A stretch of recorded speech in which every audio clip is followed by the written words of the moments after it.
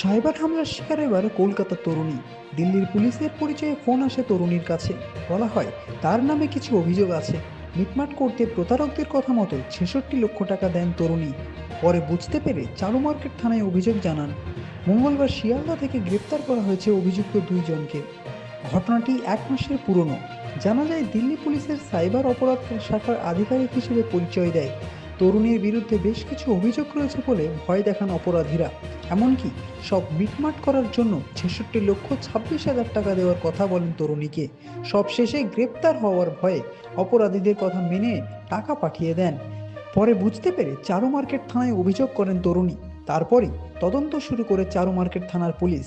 তদন্ত শুরু করে দেখা যায় তরুণীর নামে তেমন কোনো অভিযোগ নেই। অবশেষে মঙ্গলবার শিয়ালদহের একটি হোটেল থেকে দুজনকে গ্রেপ্তার করে পুলিশ। ধৃতের নাম ধনজি জগন্নাথ সিন্ডে এবং বিনোদ কেন্দিবা পাওয়ার। উভয়ই মুম্বাইয়ের বাসিন্দা। জানা গেছে ধনজির নামে থাকা একটি ব্যাংক অ্যাকাউন্টে ৬৬ লক্ষ টাকা গিয়েছিল। অপরজন হলো তার সহযোগী। ধৃতদের কাছ থেকে ৩টি মোবাইল, একটি সিম কার্ড এবং ব্যাংকের কিছু নথি বাজেয়াপ্ত করেছে পুলিশ।